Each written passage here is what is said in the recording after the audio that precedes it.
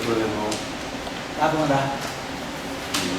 Deixar uma coisinha aqui com vocês, que eu já tinha preparado na aula passada para deixar como tarefa, mas não deixei. Vou deixar essa tarefa aqui com vocês, que seria assim, para caminhar na direção que nós estamos fazendo, né? Seria...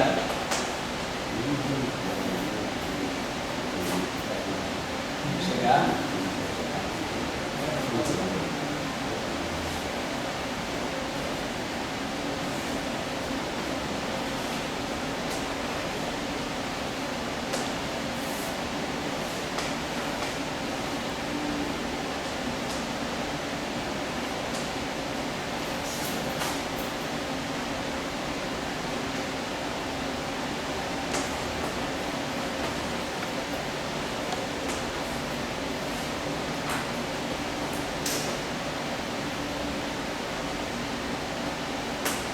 Então, o que nós vimos fazendo aí, né, com o setor, né, escalar neutro, né, a gente falou também do campo do Gaussian vetorial neutro. Vamos pegar agora, né, o caso do campo de spin 2 massivo e neutro, né, o spin 2 massivo e neutro, que é a ação aqui, então, estou colocando então a forma da dele, né,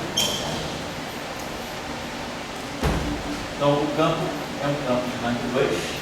A gente sabe, já tinha em outras situações trabalhado, né, esse campo aqui, que é o campo, a gente fez aí gravitação, acho que trabalhou isso aí, o campo de rank 2 e sujeito àquela simetria de Gauge e com altas interações ele dá o Lagrangiano de Einstein.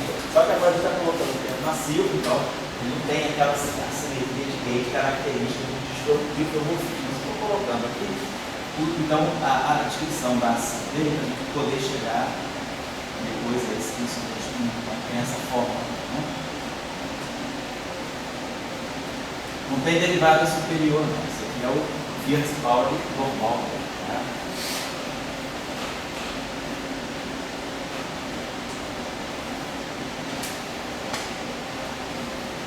Esse H aqui, né? Esse H é o traço.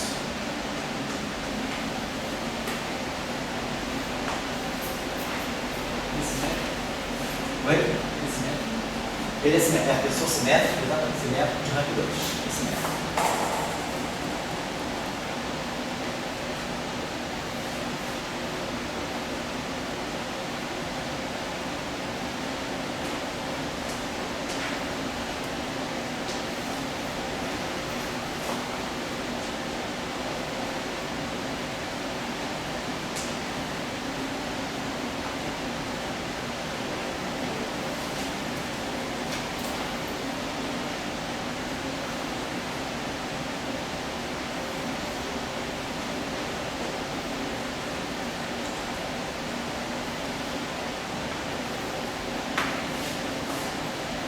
De massa.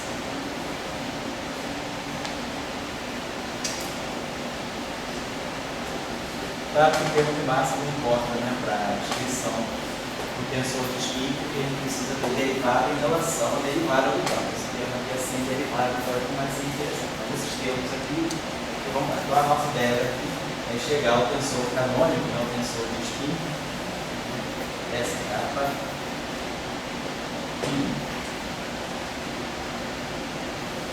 Para a gente completar um pouco aquela nossa discussão que a gente está fazendo aí dos tensores da descrição da carga, na relação entre spin e carga. Então, ficaria um pouco da época que eu tinha deixado para a aula passada, mas eu me esqueci de deixar para vocês. Então, vamos fazer o seguinte: o que nós tínhamos, né, colocado, já é mais ou menos o ponto final do que nós estamos discutindo, que era a relação entre derivadas superiores, derivadas mais altas, né, que a gente vai colocar aqui, aquela relação entre derivadas mais altas, né, derivadas superiores, e a influência delas, né, a influência das derivadas superiores naquilo que a gente, a contribuição ao tensor de spin.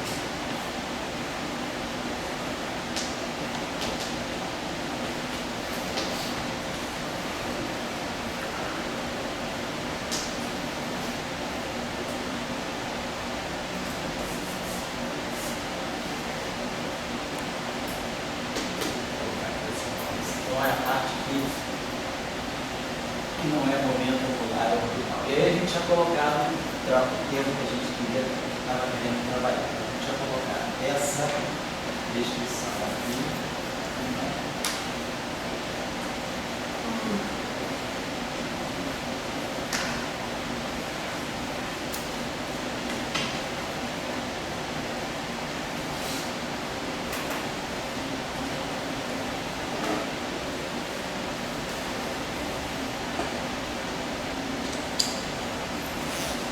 Não precisamos colocar o termo de massa, porque o termo de massa é consequente do termo de massa para efeito de estudar a descrição do estudo é consequente porque a gente sabe que precisa ter termo de derivado do campo, vai dar contribuição.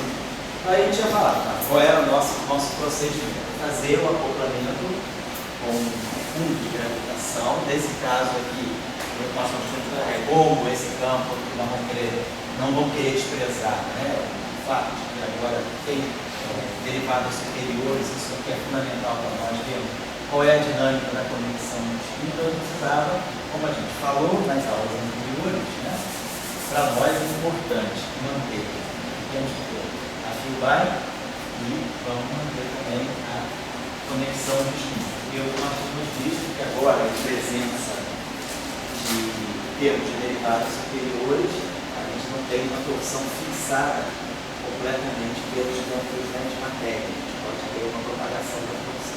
Então, vamos colocar aqui o que a gente tinha feito. A aula passada tinha encaminhado a questão, colocando aqui, colocar o determinante da fibra, e esse termo aqui não precisa fazer nada, a não ser colocar a métrica mesmo dele, né, que eu chamo de mim.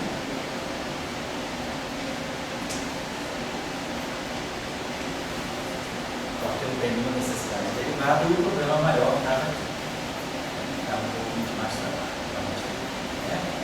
Então, a gente colocar G lambda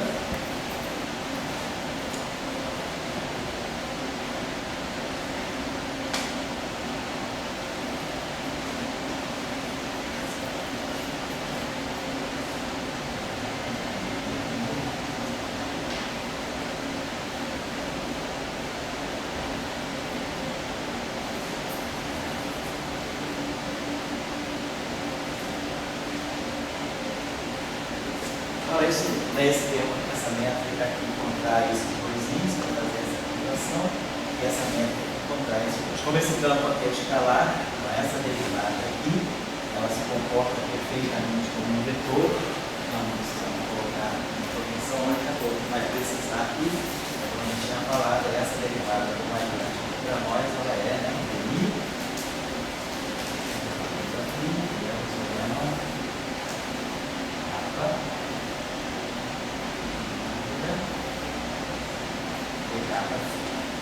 e aí a gente lembrava que esse objeto aqui tem uma conexão de espírito com a só relacionando esse carinho da seguinte maneira. É o inverso da atividade. Derivada do variante de Lorentz.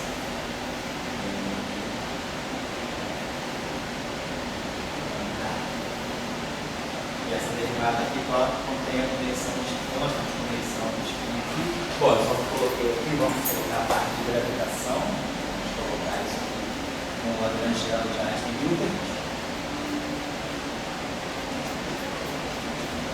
Sobre 2K2.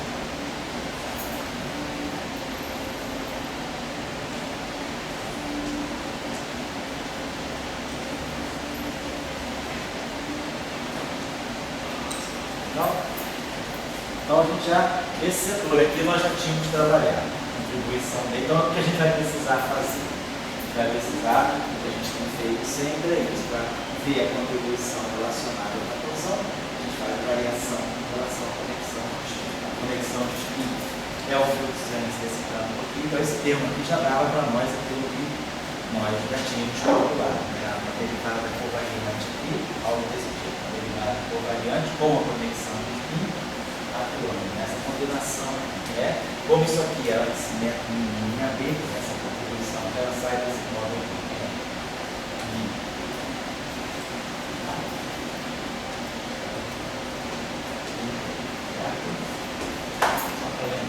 que ele tinha trabalhado.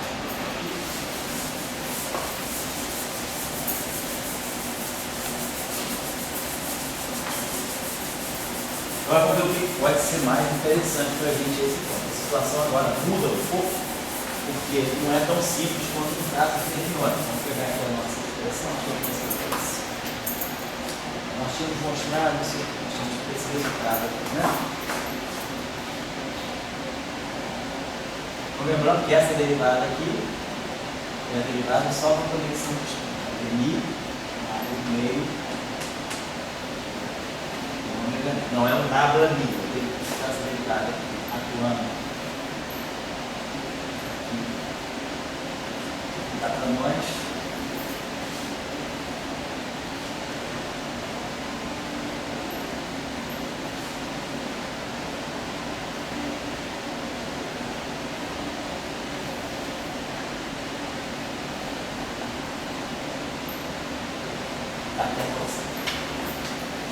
E o termo que interessa para nós nesse caso, mais diretamente esse.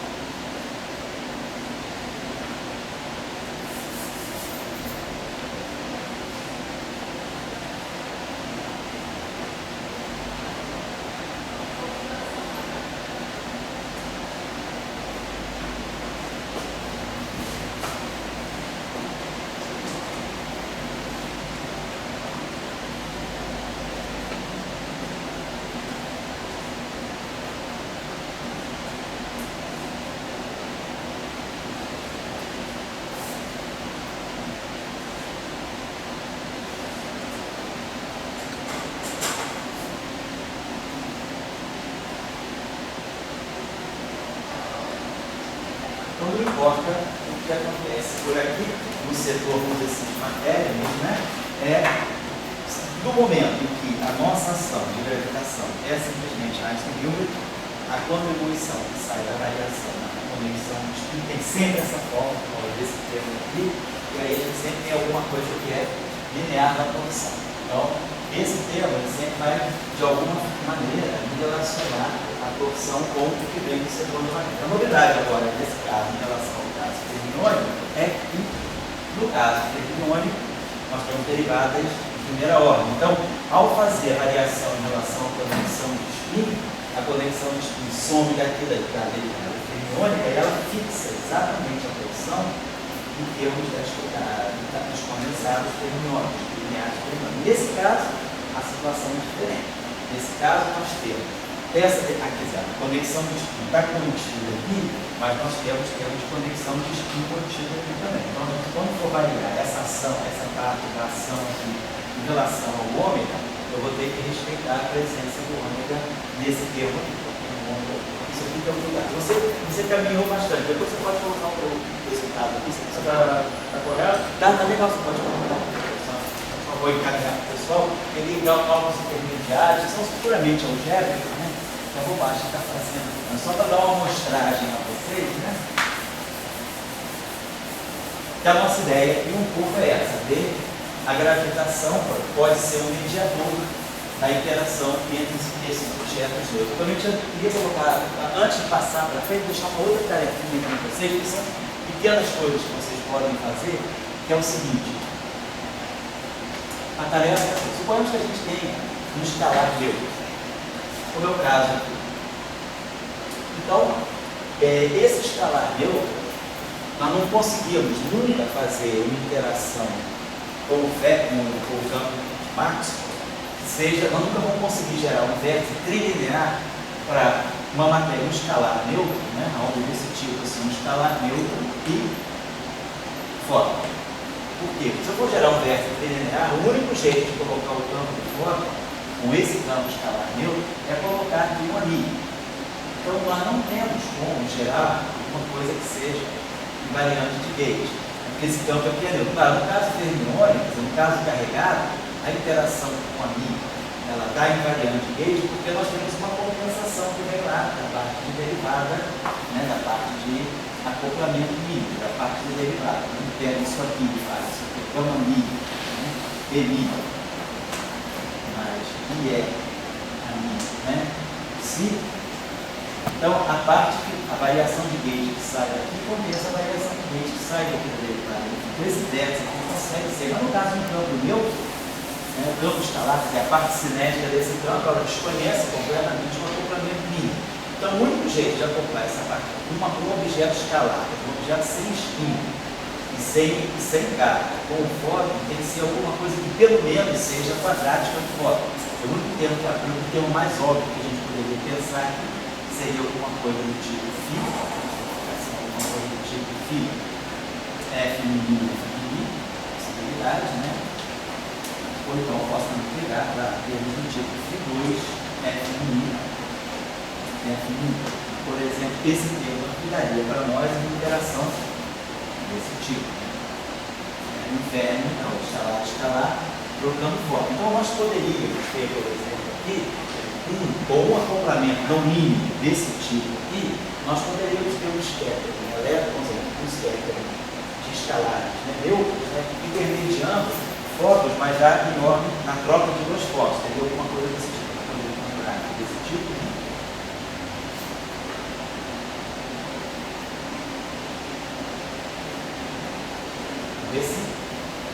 Esse vértice aqui poderia dar origem já, pelo menos esse processo aqui. Então a gente teria alguma coisa que seria já de ordem, né, pela troca, uma ordem na troca de dois fótons. Esse cara aqui, a gente pode ter alguma coisa na troca de um fóton, mas é um vértice, que não vai me dar um espalhamento interessante nesse sentido. Aqui, por exemplo, nesse vértice aqui eu tenho dois fótons, poderia ter isso aqui, fóton, espalhamento, fóton, um vértice com dois fótons e um escalar. E aí eu posso ter, mas essa coisa que me daria uma contribuição aqui level para esse tipo de espalhamento. Mas para eu ter um espalhamento escalar, trocando fóton, esse vértice me daria o processo mínimo. Então, no mínimo eu teria esse processo. Então, a tarefa que eu estou deixando para vocês é essa.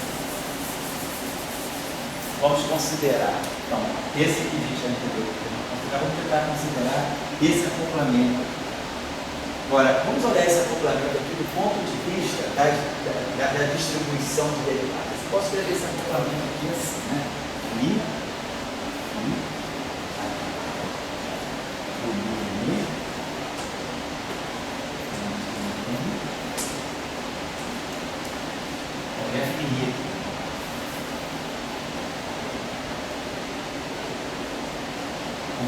Então, esse setor aqui, como isso aqui é simétrico, eu posso esquecer esse termo aqui e posso colocar um fator 2. A gente já poderia escrever esse termo 2 do I,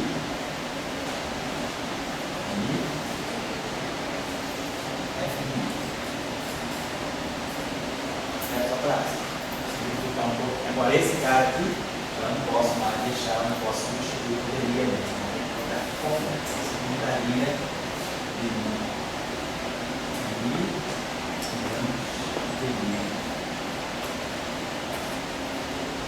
então, quando a gente fizer essa solução, trabalhando só isso aqui, vamos fazer aqui o que a gente tem que observar. Eu quero isolar só o campo de fóton. Então, vou jogar todas as derivadas para cá. Com essa derivada aqui, eu posso jogar para cá, fazendo integração por partes, né, desse termo aqui. Eu posso distribuir essa derivada para cá e esse para cá. Menos dmi do φ ao quadrado. Vai ser o primeiro termo. Esse termo pode vir para cá, esse termo pode vir para lá. Quando ele vier para cá, ele vai ter um dmi do φ2. Mas o dmi do φ2 é 2φ dmi φ. Então vai dar um primeiro fator aqui, que vai ser menos 4φ dmi φ. E aí aqui o ami.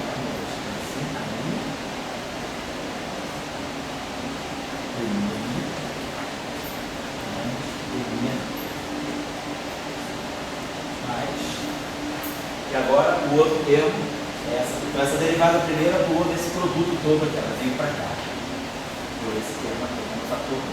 Agora essa derivada vai poder ser distribuída para cá. Vai produzir um termo aqui que vai ser 2 φ ao quadrado, assim, ali, e aí aqui nós vamos ter dmi. Lembrem-se, vocês poderiam estar pensando, né, na possibilidade de, será que eu não poderia usar aqui as equações de variabilidade do campo A? Então, dmi do f em I. Mas lembre-se que a gente está tratando de um vértice, né, do modelo que nós estamos quantizando. Então, a esse ponto, a gente está quantizando esse campo. Esse campo está sendo quantizado, ele satisfaz a equação do movimento. Então, eu não estou trabalhando com nenhuma informação no shell. Então, eu não posso substituir isso aqui pelo dmi de f em I e dizer que isso é uma corrente externa. Tem que deixar isso como está. Então, esse vértice agora está dando essas duas derivadas aqui, atuando no campo de fora. Né? Não é menos, então? Oi? Não é menos também, não? É menos também, desculpa aqui de cá. É menos também.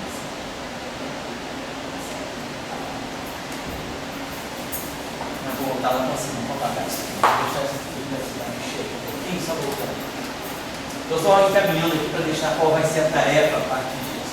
Esse processo aqui é um processo que pode ser interessante. Claro, esse φ, a esse ponto, por exemplo, a nossa visão aqui é essa aqui. Tem dois tipos, vamos dizer, de discussão de eletrodinâmica neutra. Tem a discussão, a eletrodinâmica de sistemas neutros ou de objetos neutros, por exemplo, poderia ser um átomo. Se eu pegar um átomo, né, um átomo tem uma distribuição de cargas positivas e cargas negativas. Então, o átomo, intrinsecamente, ele tem um momento de dipolo elétrico. Então, fica claro que ele é um objeto neutro, mas com um momento de dipolo elétrico claro. Então, ele vai ter uma interação eletromagnética via o seu dipolo elétrico e o seu dipolo magnético, mas não é uma interação fundamental. O que nós estamos tentando colocar aqui não é a descrição de um objeto composto neutro, mas que traga momento de dipolo eletromagnético. Estamos pegando um objeto que seja um campo fundamental. Então, para nós, esse φ aqui, por exemplo, poderia ser o escalar de Higgs, o campo escalar neutro que a gente pensa ter.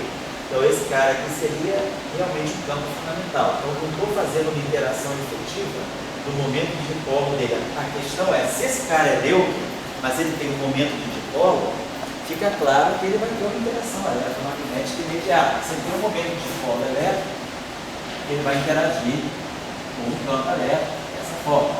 E aí, se eu pego um outro objeto que tem dipolo, então esse dipolo de lá vai acoplar com o dipolo de cá, trocando, né? Campo eletromagnético, trocando forma. Não é essa a situação que nós estamos colocando aqui. Nós estamos colocando aqui a situação de um campo que pode estar descrevendo uma partícula fundamental. Então, essa partícula fundamental, ela não, se ela é neutra, se ela é sem espinho, se ela é neutra, ela não deve ter um momento de dipolo. Então, como vai se processar? Pode se processar a interação eletromagnética dela. Então, a interação eletromagnética dela vai se processar, por exemplo, se nós tivermos um acoplamento não mínimo desse tipo. Agora, a pergunta é, um acoplamento não mínimo desse tipo sai da onde? A questão que eu tinha colocado as teorias efetivas. Será que esse acoplamento, começando, vou propor uma densidade de Lagrangiano com esse termo.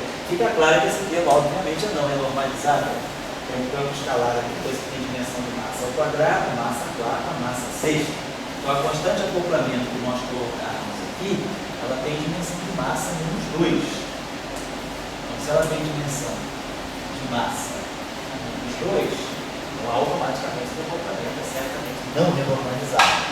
Mas a gente poderia se perguntar, de repente, esse acoplamento aqui, ele pode ser gerado a partir de uma teoria mais fundamental, renormalizável, onde eu tenho também esses escalares aqui podem estar interagindo com objetos carregados, que interagem diretamente com o foco, para vocês terem uma ideia. Imaginemos o seguinte, esse campo aqui, como um modelo padrão, como uma teoria eletrofrágil, seja o campo escalar neutro, é o campo de Higgs, o campo escalar neutro.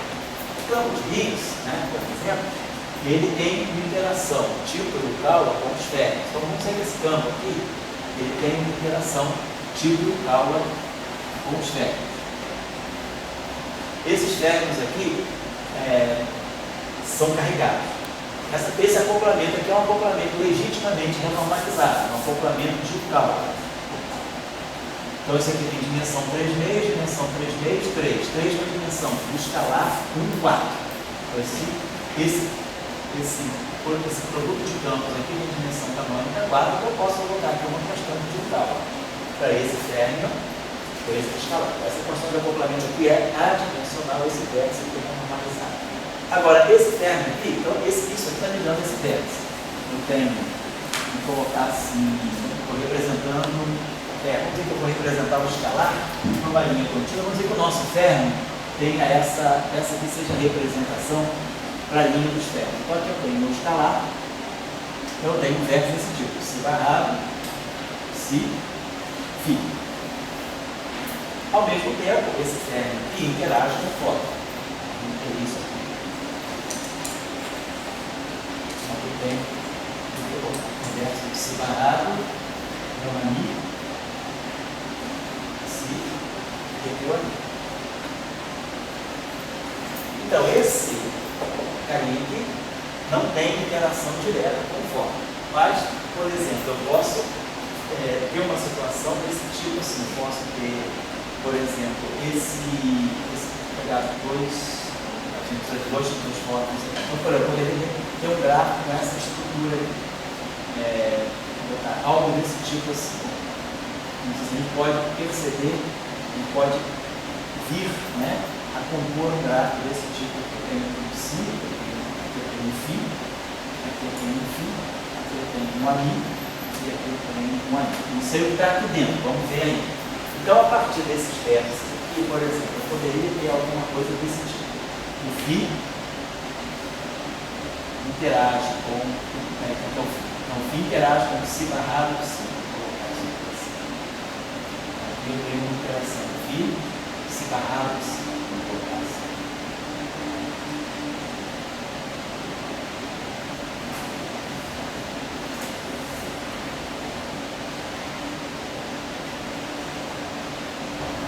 Então eu tenho esse vértice, si barrado si, φ, si barrado si, ami.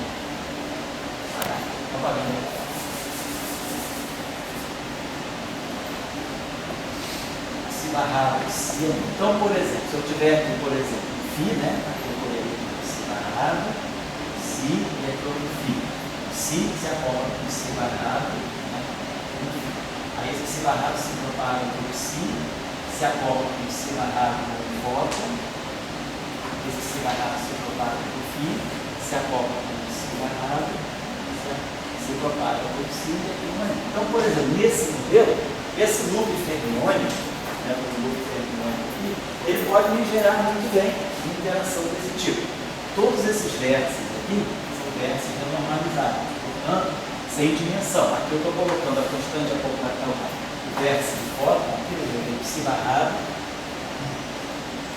aqui eu tenho si barrado, si, o é, uma mi, e aqui o ami. Então, tá, esse vértice aqui é o vértice eletromagnético, é 2. Esse vértice aqui é o cálculo e o cálculo. Esse gráfico aqui ele tem a constante de acoplamento é ao quadrado e tem o y ao quadrado. Claro, e vezes, né, o gráfico de Φ em si. Claro que esse gráfico aqui, ele tem um propagador fermiônico, ele tem 1, 2, 3, 4 propagadores fermiônicos. Então, ele tem alguma coisa do tipo 4 propagadores, né? Então, tem um sobre o propagador fermiônico, é gama escalar kappa menos n na quarta potência. E aqui nós temos um integral, né, de 4 kappa. Então, não temos vértices não temos nenhum tipo de vértice derivado para tudo aqui. E claro, é um núcleo fermiônico, claro, isso aqui me dá um traço. Na verdade, a gente pode escrever esse propagador assim desse modo. Tem um traço, vamos lembrar das regras de Fibers, um núcleo fermiônico, fecha um traço dos propagadores, né? Propagadores, aqueles matrizes gama mi. Então, mas basicamente o que a gente vai ver é K' mais M sobre K2 menos M2. Tá? Então, aqui, por exemplo, esse vértice aqui, né, aqui tem que momento, né, então eu tenho alguma coisa aqui, dimensão 4, 8, aqui dimensão 1, 2, 4, 8, tem esses termos aqui de massa, eu vou ter, por exemplo, massa, e aqui eu tenho K2, então nós vamos poder gerar termos aqui que tem exatamente a dimensão disso aqui. quando eu tirar a resposta desse gráfico aqui, esse gráfico de Feynman basicamente vai estar me dando algo que vai ser a teoria invariante de Gauge. Eu não tenho nenhuma razão para quebrar essa matriz de Gauge, eu não tenho ferros integrais. Então, como esse resultado final, ele tem que ser quadrático do campo fermiônico e quadrático do campo bosônico, ele basicamente vai me dar algumas composições de F. E aí, essa constante de acoplamento, totalmente adimensional, no final de tudo, esse gráfico aqui, ele vai ter que ter dimensão de 1 sobre massa ao quadrado, que é o que vai estar expresso por essa constante de acoplamento aqui. Então, essa constante de acoplamento G, aqui, ela deve ser a composição da constante de estrutura fina, que é o E2, da constante de Galois, e aqui, algum termo tem uma dimensão de massa ao quadrado, mas que seja proveniente, alguma coisa que vai carregar a massa desse férmio ao quadrado. Então, isso é só, vamos dizer assim, um argumento teurístico, só está dando guia para nós. Claro que no final de tudo, a gente calcular o gráfico, precisamente para poder colocar tudo no lugar. Mas eu só estou querendo colocar para vocês assim, a percepção de como você tira uma interação efetiva que não está no Lagrangiano. Quem está no Lagrangiano, quem está na ação, quem está definindo o meu modelo, são as interações de Ucal, normalizado, e as interações de Gauge. O modelo que eu tenho em mente é o modelinho assim, no meio, vou ficar aqui psi barrado, I, gama mi do mi, menos n psi. Então, esse termo, temos aqui o termo mais no meio, de phi, menos meio, de 2 φ ao quadrado. Então, a parte de Dirac, a parte de escalar, a parte de Maxwell, nós temos em mente isso aqui. Isso aqui deve ser parte desse modelo, parte de Maxwell, Dirac e Langlois. Agora aqui os acoplamentos, o acoplamento de Gauge, vai estar na verdade, eu vou até colocar aqui, já coloca aqui a derivada do acoplamento.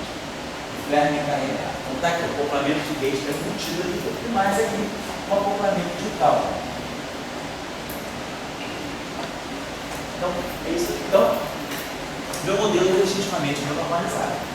Porém, as interações, né? A pergunta é, o que está em jogo aqui? Quem está dentro do loop? Quem eu estou escondendo no loop? O férmio. Então, eu estou escondendo dentro do loop o férmio. No final de tudo, esse espalhamento aqui é como se fosse um espalhamento.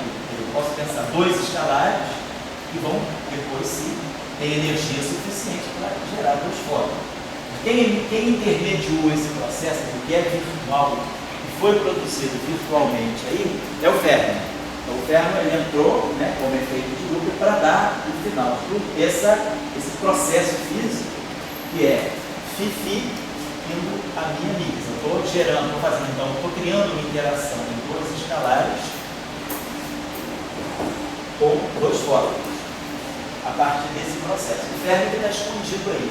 Isso significa que, se eu estou num regime de energia, estou trabalhando com energia, chamar de energia invariante, essa que não é energia, eu estivesse trabalhando com energia, seja bastante, ou até mesmo momentos de transfer, vamos colocar diretamente, chamado de momento de transfer, muito menor do que a massa desse férmio, significa que o efeito desse férmio, ou seja, esses momentos, essa massa aqui, ela é muito grande em relação à energia, eu vou estar jogando escalares com energias não tão altas, de tal maneira que os momentos que estão envolvidos, as energias que estão envolvidas, são menores do que a energia desse férmio. Eu não estou dizendo que esse férmio seja necessariamente o elétron, pode ser um férmio pesado, lá, da supersimetria, algum tipo de, sei lá, de ricino, uma partícula fermiônica razoavelmente pesada. Então, esse significa considerar processos em que esses caras não apareçam nas linhas externas, significa que eu estou num regime de energia em que eu estou simplesmente pegando os objetos estudando os espalhamentos mais leves dos objetos mais espalhamento dos objetos mais leves do meu modelo e pensando que esses objetos mais pesados eles só vão aparecer como processos intermediários virtuais. Ou seja, eu estou trabalhando um regime de energia que é inferior a essa massa desse ferro aí. Então, esse gráfico aqui, o efeito desse gráfico é gerar, na prática, efetivamente, ele está gerando uma interação desse tipo. Só que essa interação não é uma interação fundamental do meu modelo. Ela apareceu já como um efeito, nesse caso, de um núcleo. Na verdade, a constante de acoplamento que eu tenho aqui, ela já está levando em conta o efeito da massa desse ferro, e como vocês observam, a massa está no denominador.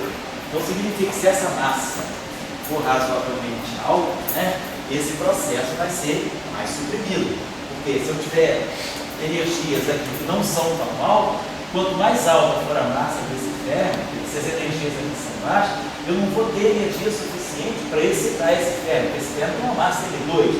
Se eu estou com energias aqui que são muito inferiores a M2, esse processo é um processo bem suprimido. Por isso que a potência da massa aparece no denominador. Então, por exemplo, no modelo, onde é que eu quero chegar para vocês fazerem a tarefa?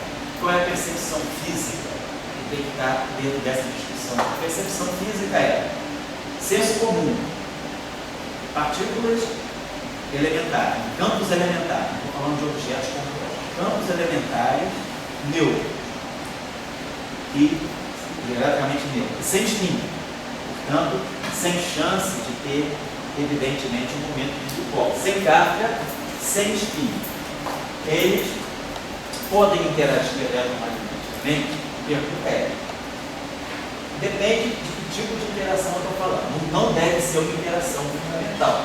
Então, o que eu estou dizendo é, esses objetos escalares, se eles estão dentro de um modelo mais amplo, onde há objetos carregados, com os quais eles interagem, e esses objetos carregados claramente interagem com o fóton, então esse objeto carregado pode servir de intermediador para a interação entre os objetos neutros e os fótons. Então, é isso que nós estamos dizendo aqui. Então, esses termos aqui têm, então, no modelo padrão, na teoria eletrofrágil, então, nós vamos começar a falar disso no curso de hoje, é exatamente essa situação. Nós temos, por exemplo, os elétrons ou os quartos, vamos pegar os elétrons, não importa, que interagem, tem um acoplamento de Yukawa com o bóson de Higgs. Vamos falar. Esses acoplamentos, agora, por outro lado, esses ferros interagem, por exemplo, com o fóton, são carregados, eles interagem com o fóton. Poderia ser aqui, W+, mas vamos pegar o fóton. Então, os elétrons, né, o bóson de Higgs, apesar que eu poderia falar, então, de uma interação eletromagnética do bóson de Higgs, porque o bóson de Higgs é neutro e é sem spin. Então, ele não tem um momento magnético, não tem um momento elétrico, né, uma partícula fundamental. Mas ele tem espalhamento com o fóton por processos, né, virtuais desse tipo. Então, isso gera, a gente pode pensar, numa interação efetiva entre o Higgs e o fóton. Essa interação vai ser, tem que ter esse tipo aqui, por invariância de Tate. A constante de acoplamento tem a sua dimensão fixada, por causa das dimensões canônicas do campo, e automaticamente essa constante de acoplamento aqui, ela está revelando, na verdade, esse processo aqui. É como se agora, nesse modelo aqui, não tem inversa direta, Fi, a Mi. É como se eu pegasse esse gráfico aqui, ó, e reduzisse esse gráfico aqui a isso aqui. Onde agora, quem está aqui é a constante de acoplamento, quem está aqui é a constante de acoplamento G. Então, o papel desse núcleo aqui, na verdade, é gerar esse vértice efetivo aqui, onde essa constante de acoplamento aqui, ela está, na verdade, expressando esse processo. Então, aqui, por exemplo, o vértice não tem F', o vértice é a Mi. Então, em nível mais fundamental, em que eu tenha os vértices realmente renormalizados, né, dentro, vamos dizer, do cenário do modelo fundamental, o que eu tenho aqui é interação com a Mi. Mas o efeito desse núcleo aqui foi gerar algo que é do tipo Φ2, F', e a constante de acoplamento que está aqui contando essa história, ela traz essa dimensão de massa. Essa dimensão de massa está mostrando que dentro dessa constante de acoplamento deve ter uma física mais fundamental, porque senão se não tem nenhuma física dentro da constante de acoplamento, ela seria adimensional. Se ela tem dimensão, essa dimensão deve estar contando uma história que não está clara aqui. Mas que está clara aqui. Essa história desse N2 no denominador é, no final do dia, o efeito desse lucro. Então, está claro o cenário físico? Então, você estava me perguntando como tira uma teoria, como tira vértices efetivos. Eu vou dar depois umas 3 aulas sobre isso. Mas é só para aproveitar o momento desse curso aqui e já dar esse flavor. Como o objeto neutro pode ter uma interação com o fóton, se como uma interação efetiva. Quer dizer, como uma interação fundamental, não. Porque esse cara não tem acoplamento mínimo com o fóton. Essa interação aqui, ela não é também jogada, não é um exercício acadêmico, não serve de nada. Ela tem uma razão de ser. Então, se eu pensar que esse campo interage com objetos carregados, que os objetos carregados interagem com o fóton, os objetos carregados fazem a mediação da interação e me dão, no final de tudo, esse tipo de vértice. É claro, a situação física qual é? O que eu vou pedir para vocês fazerem como tarefa? Fala para a dúvida. Esse vértice que você deu para a gente não gera muito magnético, não tem qual? Esse Φ2, F1, não. Esse não gera um só. Isso, exatamente. É quadrático no campo eletromagnético. Então, como é que você faria para gerar um vértice efetivo com um vetor e 2 escalares? Você não consegue. Se o escalar for neutro, você quebra simetria de leite. Não tem como. Se você tiver, vamos dizer, não importa quantos escalares você tem com a função só, se você colocar, você poderia colocar assim, algo do tipo Φ, você pode casar os índices de Lorentz à vontade para formar um escalar de Lorentz. No momento você coloca um único ali, e esse cara é neutro, ele não tem nenhuma transformação de gauge. A transformação de gauge está toda aqui nesse cara que não varia de gauge. Então, por isso eu estava falando, com um fóton só você não consegue. Você precisa ter pelo menos 2 fótons para poder formar F mini e F infinita invariante de gauge. Então, se esse campo é neutro, ele não tem nenhuma transformação de gauge, não tem fase, não tem nada. Isso aqui é puramente invariante. Isso que por si só é puramente invariante. Então, você tem simetria de gauge aqui. Agora, da onde saiu isso? Então, isso aqui aparece como um vértice efetivo. Então, eu poderia pensar, se eu estiver trabalhando, então, numa região de baixas energias, onde eu não consiga excitar esse férmio muito massivo, onde a massa desse férmio seja da faixa de alguns TeVs, né? Como, por exemplo, no caso da supersimetria, as massas estão na ordem de TeV, e eu estiver trabalhando com processos de espalhamento na ordem dos GeVs ou dos MEVs, eu estou a energias muito baixas para excitar esse objeto aqui, porque ele é muito macio. Então eu não consigo excitar esse objeto. Então eu posso perguntar, qual é a teoria efetiva que me chega a baixas energias da presença desse férmio? Então eu digo, se eu estou a muito baixas energias, eu posso prescindir da existência desse férmio, mas eu vou ganhar uma teoria sem os férmios. É como se eu fizesse o seguinte, essa é a ideia de uma teoria efetiva, né?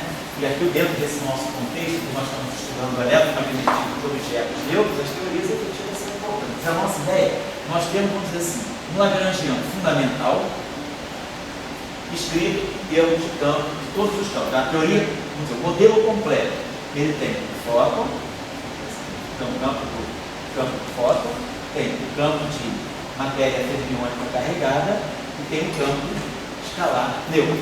Esse aqui é o modelo fundamental. Com todas as interações normalizadas. É QD desse cara aqui, mais o Milkau. É isso aqui. Esse aqui é o meu lagrangiano que eu estou escrevendo aqui. É esse aqui. Bom, aí eu faço uma redução. Vou passar. Que o modelo eu posso obter a partir desse aqui? Quer dizer, que interações eu vou ver a partir disso? Se eu estiver trabalhando numa região de momentos transferos, de energias que são muito menores do que a massa do férmio. Então, se eu estou muito abaixo da massa desse férmio, eu nunca vou excitar esse férmio. Eu vou ganhar, então, isso é o que a gente chama, vamos dizer assim, de um truncamento. Eu tirei um grau de liberdade da teoria. Eu estou trabalhando numa região onde eu não vou excitar o grau de liberdade fermiônico. Então, eu estou trabalhando, vamos dizer assim, com uma teoria, uma visão truncada da natureza. Não estou conseguindo ver tudo. Com energias muito baixas, de tal maneira que eu não excito esse cara. Então eu vou ganhar aqui um lagrangiano efetivo. Deixa de ter um lagrangiano fundamental e vou ganhar aqui um lagrangiano efetivo que vai envolver o fóton e o fim. Só que agora, esse lagrangiano efetivo, ele vai ter novos tipos de interação direta entre esse escalar neutro e o fóton. Escalar neutro e fóton. Onde essas interações diretas, elas vão vir de processos desse tipo. Está claro o conceito? Então, basicamente, eu poderia pensar também, assim, poderia ter um espalhamento assim, né? Bom, já fóton, por exemplo, um fóton aqui, algo desse tipo assim, fóton. Não tem vértice direto. Tem que ter sempre essa estrutura. Vou ter que ter sempre esse cara intermediário. Então, por exemplo, se a gente quiser, claro que a pergunta é, esses processos aqui, eles são processos significativos ou são processos que têm assim, seções de choque muito baixas, ou seja, eles são processos que são facilmente visíveis ou eu teria que estar trabalhando num grau de resolução muito apurado para ver. Por exemplo, a gente se pergunta, será que eu consigo ver a interação, por exemplo, bóson de Higgs com fóton? Uma coisa desse tipo. Onde bóson de Higgs tem uma massa razoavelmente alta, e essas massas que estão produzidas aqui poderiam ser, por exemplo, as massas fermiônicas, que não são tão altas. Só que a gente tem esses processos, eles já são de ordem H cortada, sendo que esse processo aqui é um processo de luto. Então, ele já é um processo bastante pequeno em relação a processos que não têm essa escala aqui. Então, às vezes, a gente também, quando gera um modelo efetivo, a gente está gerando interações que são menos significativas do que as interações fundamentais do modelo que eu estou descrevendo. Mas são interações que eu posso gerar. Então, essa mais ou menos é a ideia de como a gente pode gerar uma descrição efetiva a partir de uma descrição mais fundamental. Então, esse acoplamento aqui que eu estou colocando para vocês, que a gente estava trabalhando, a estrutura de vértice dele, não é um acoplamento completamente fora do propósito. Ele é um acoplamento que pode estar vindo dentro dessa situação. Eu poderia estar descrevendo a interação efetiva entre bóson de Higgs e fóton. Então, qual é a tarefa? A tarefa é essa. Feito esclarecimento de qual é a situação física que está em jogo, depois eu vou dar para vocês, o que eu não tinha me pedido, eu vou fazer com vocês, lá no final do curso, talvez umas 3 aulinhas, sobre como construir teorias efetivas a partir de teorias mais fundamentais. Tem técnicas para isso, que é o uso de determinantes fermiônicos, expansão funcional de determinantes fermiônicos, para poder a gente ter uma sistemática de gerar teorias efetivas a partir de teorias mais fundamentais. Mas isso é uma técnica. A física é essa, a ideia é essa. É você saber a teoria fundamental que você tem que escolher em que regime de energia você está trabalhando, de tal maneira a evitar a interferência de objetos mais massivos. Então, se eu vou com limites baixos de energia, eu vou... Uma coisa que acontece com a QED não linear é exatamente isso. Na QED, o que está em jogo? Está em jogo o fóton, o elétron e o cósmon. Quando eu falo da QED, que é F ao quadrado, só para dar um outro exemplo para vocês, F ao quadrado. E aqui nós temos o parte de Dirac, o Cibará, e o gama de Então, quem está em jogo? Qual é a única massa que eu tenho aí? É a massa do ferro. Que é o quê? A massa do ferro é 0,5 metros por C2. MEV. Se eu pegar um fóton na ordem dos MEVs, esse fóton tem uma frequência muito alta, HI na faixa do MEV. Constante Planck é 10 a menos 34, 10 a menos 22 MeV segundo. Essa frequência aqui, vamos ver qual é essa frequência aqui, para isso que dá na ordem de MeV. Então eu precisaria de uma frequência na faixa dos 10 a 22 Hz. Então uma frequência na faixa dos 10 a 22 Hz é realmente já dos raios gama, Raio X é 10 a 17, a gente não é tão profundo, mas é gama, é uma radiação gama mais altinha, 10 a 22, 10 a 23, o gama começa com 10 a 19, 10 a 18, 10 a 19, então eu já estou penetrando na região dos gama. Então eu já teria fótons altamente energética. Claro, fazer experiência com fótons altamente energéticos é uma experiência delicada, porque esses fótons têm tanta energia que eles podem começar a criar pares de pósitrons e elétrons. E você descaracteriza aquilo que você quer observar pela produção, né, desses pares a partir desses campos. Né? Mas vamos dizer que eu esteja trabalhando com aquele desse regime. Então, se eu estiver trabalhando com fótons de mais baixa energia, está trabalhando, não vou, quer dizer, a massa que está em jogo é essa massa. Eu estiver trabalhando com energias muito mais baixas, então a gente poderia ter um processo exatamente desse tipo. Aqui eu tenho um processo que seja fóton. Né? Eu poderia escrever o processo fóton exatamente dessa forma. Aqui, ó, Fermi, eu vou representar o Fermi aqui pelas nossas linhas pontilhadas. Né?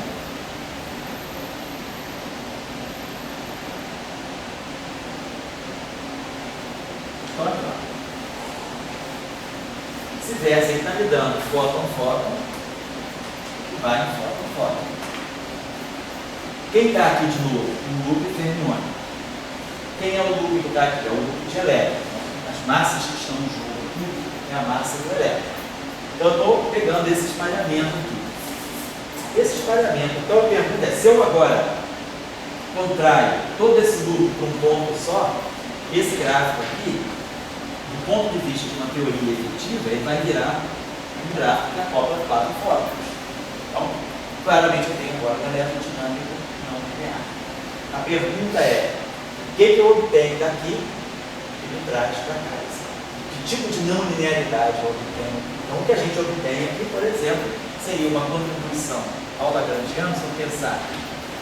Quem seria? Então, a pergunta é, quem seria a minha teoria efetiva? Ou seja, se eu saio daqui, saio do lagrangiano da QED e vou começar a trabalhar na região de momentos transféricos, né? Muito menores do que a massa da elétron quadrada, eu vou ganhar aqui. Eu vou ganhar aqui, por exemplo, o lagrangiano de Euler-Heisenberg. Quem é esse lagrangiano de Euler-Heisenberg? É o lagrangiano de Maxwell, mais esses termos aqui. O termo que tem F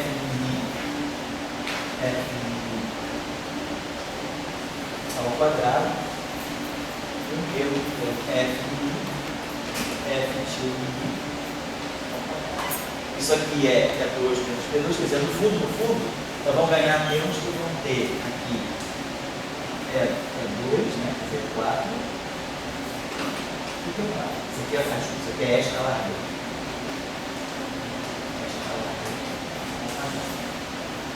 Então eu começo a falar agora de uma teoria efetiva para fóton, uma teoria que só tem fótons. Eu não tô, o efeito dos elétrons está escondido nesses loops aqui, é como se eu estivesse truncando os elétrons. Eu pergunto, se eu pensar apenas numa teoria reminiscente dessa aí, no setor de fótons, porque o setor de elétrons é massivo, eu estiver trabalhando a frequências muito baixas, será em relação à massa do fóton. Então, que tipo de vértice efetivo que eu vou tirar? Então, por exemplo, a teoria de Euler-Heisenberg, que aí a gente já ganha uma não linearidade, eu já tenho uma eletrodinâmica não linear. Então, isso aqui é uma redução, é um modelo efetivo obtido a partir de um lagrangiano, mais fundamental, que é o lagrangiano da QED, com todos os termos de interação que são renormalizáveis, tá claro? Certo? Então, essa é a ideia, né? Eu quero fazer esse curso de verão agora, nas atividades de verão, eu quero ver se eu trabalho um pouco em cima disso, espalhamento luz-luz, né? Vamos trabalhar um pouquinho mais nessa discussão, porque tem muita coisa interessante sobre a eletrodinâmica não linear que pode sair daí. E o ano que vem também é o Ano Internacional da Luz, né? Por várias razões aí, né? A Unesco declarou o Ano Internacional da Luz porque faz 1000 anos, né? Do primeiro trabalho efetivo sobre ótica, né, que foi a Unesco declarou o Ano Internacional da Luz 2015, porque em 1015 teve um naturalista árabe lá, né, Al-Haytham, ele fez um trabalho muito profundo sobre ótica. Ele entendeu. Terrorista? Ele era do Afeganistão. Era talibã mesmo, né? Ele era lá daquela escola do Al-Biruni. Na verdade, ele era iraquiano. Ele nasceu em Basra, parece, e foi para estudar naquelas madraças lá do Afeganistão. Então ele fez um tratado muito completo sobre ótica, que foi retomado por Fresnel em 1815. Aí vai se fazer 100 anos, 200 anos para retomar, porque os caras da Idade Média ficavam achando que aquilo estava errado, que era coisa de infiel, né? Mas aí o trabalho, então tem o trabalho do Al-Haytham, que é o trabalho de 1015, que é o primeiro tratado realmente sobre ótica física. Depois, aí eles pegam Fresnel, que é 1815, então 200 anos do trabalho de ótica de Fresnel, quando Fresnel realmente mostra que a onda eletromagnética é a onda, eliminando um pouco aquela discussão corpuscular do Newton. Depois, 1865, então são 150 anos, né, das equações de Maxwell.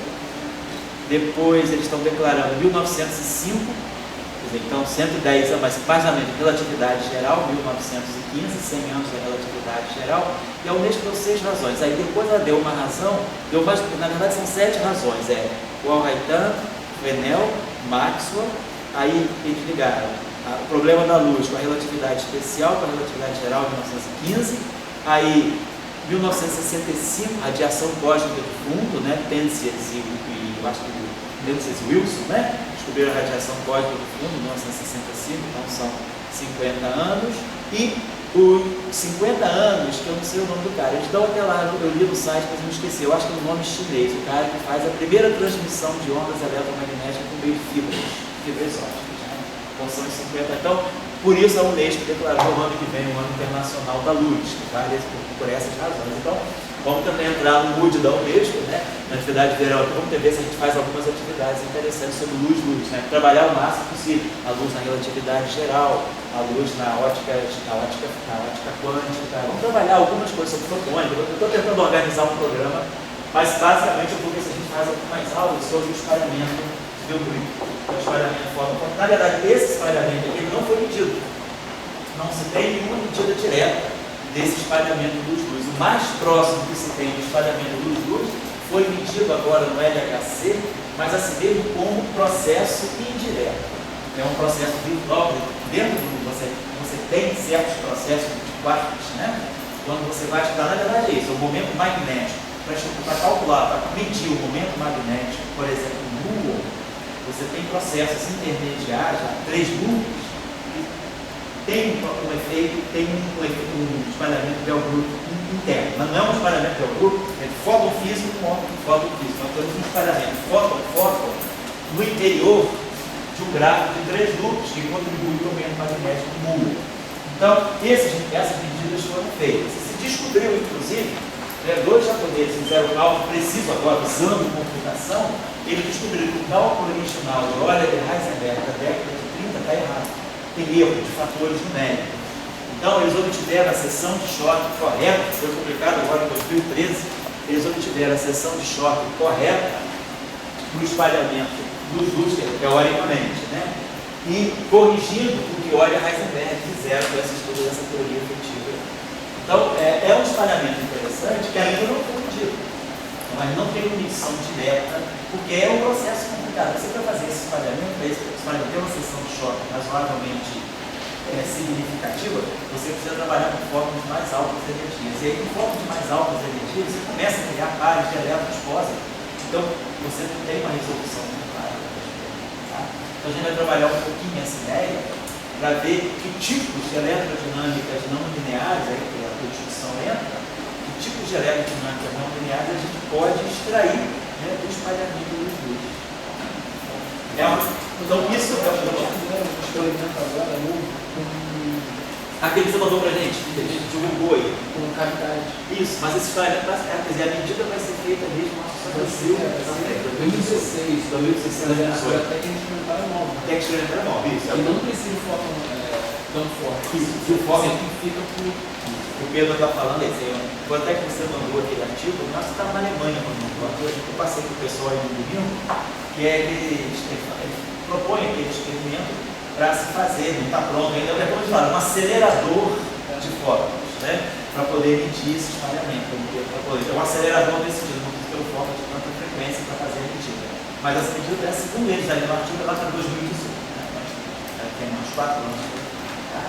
Então é isso, mas a gente pode tirar uma Então, quer dizer, a gente calcula esse gráfico de Feynman aqui e faz o cálculo da integral de loop. O que está em jogo aqui é o loop fermiônico. E essa é a tarefa que eu vou deixar para você. Finalmente a tarefa. Qual é a tarefa?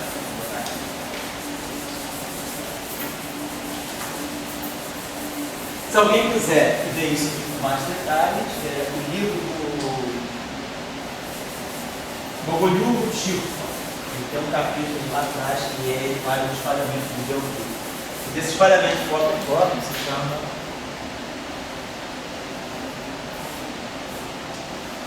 Gogoliu Schedule.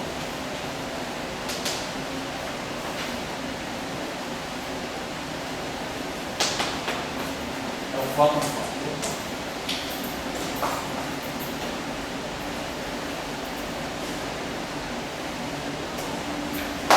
Que a gente tem, se for pegar esse gráfico, a gente tem essa estrutura. Não importa que na linha externa seja a forma, não importa, vamos colocar aqui se a gente tivesse aquele gráfico lá. Então, aquele gráfico que nós pegamos, vamos dizer assim. Então, vamos dizer, aqui a gente não tinha um escalar, então a gente tinha aqui o acoplamento de Yukawa, era φ, ferro, né?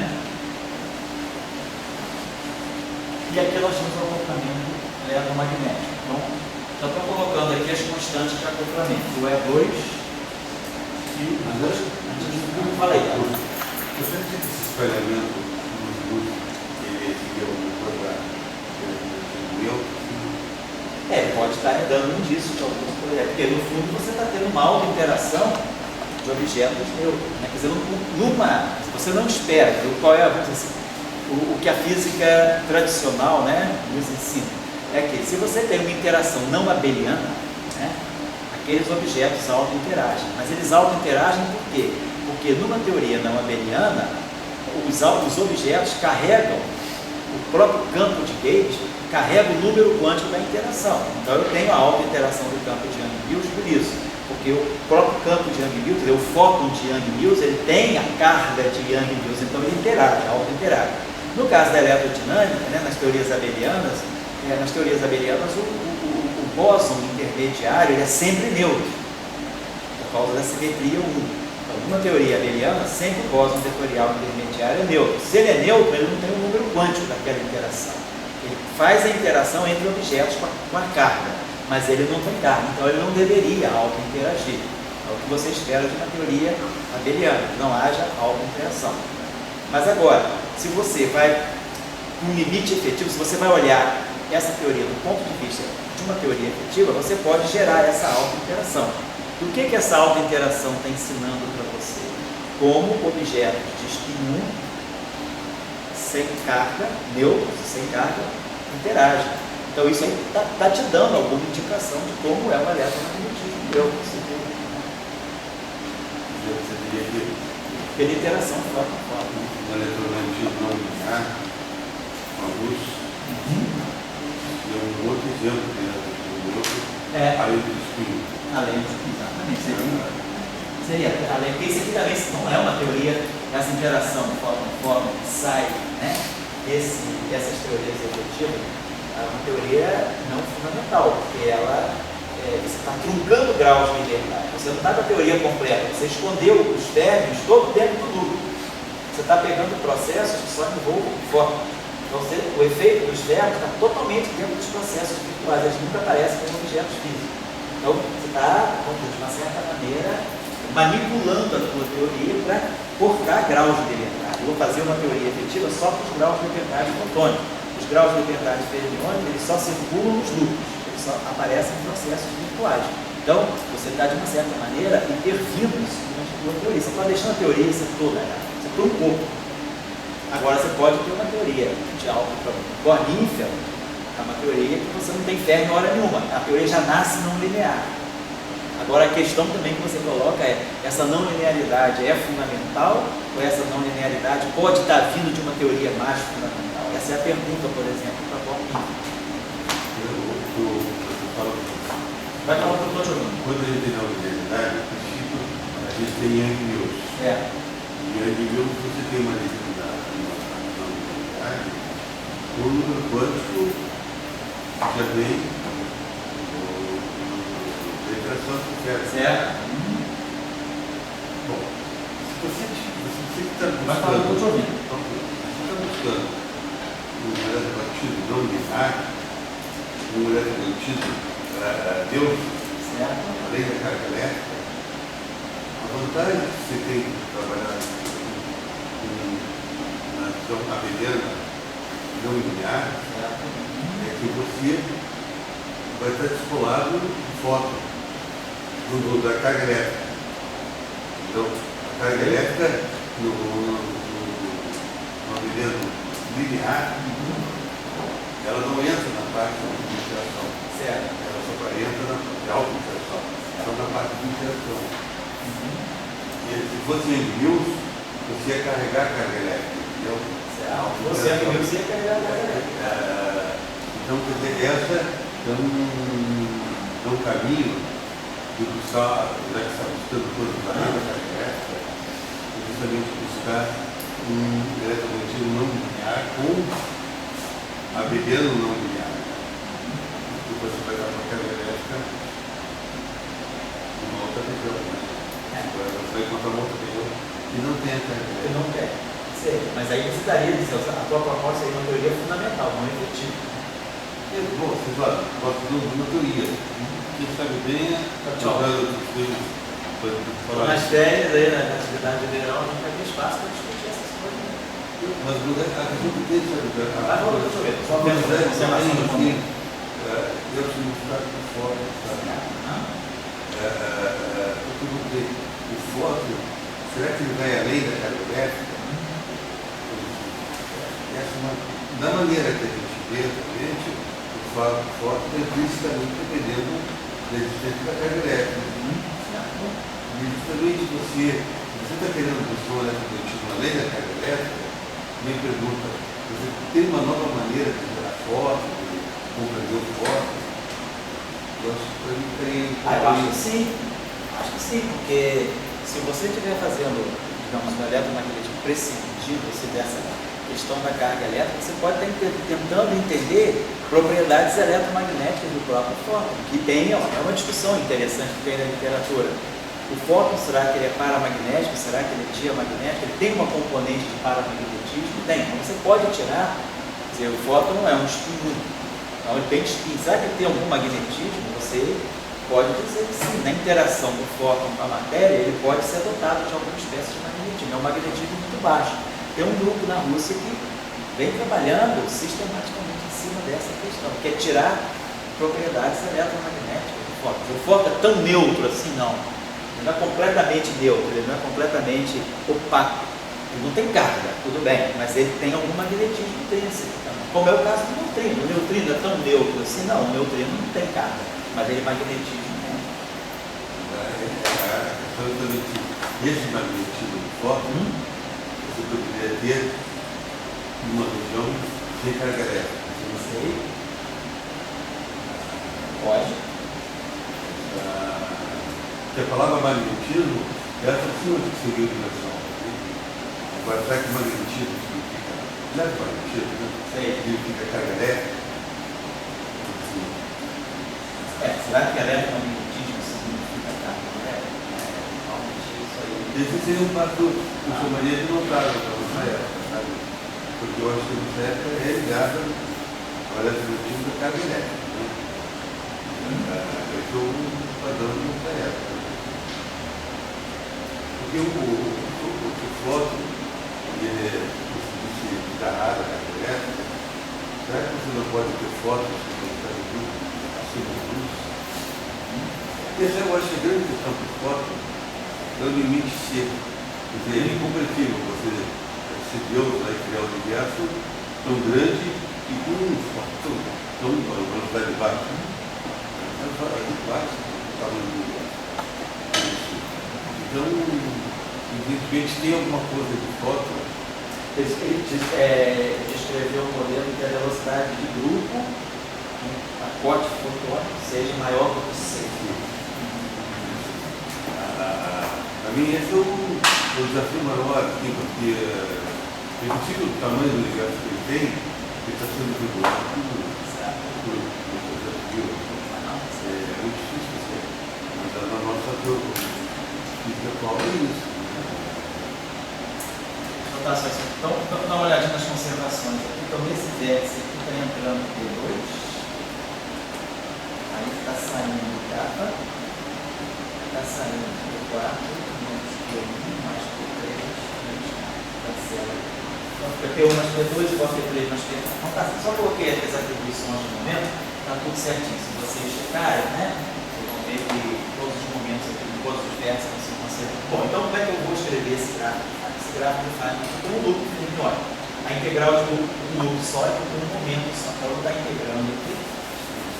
Uma tarefa é essa, é vocês trabalhar, não resolver a integral, porque a integral é qualquer, mas é vocês tirarem informação a partir dessa integral. Nós estamos no integral do loop, pegando em capa, P4 em capa, sobre 2π a 4.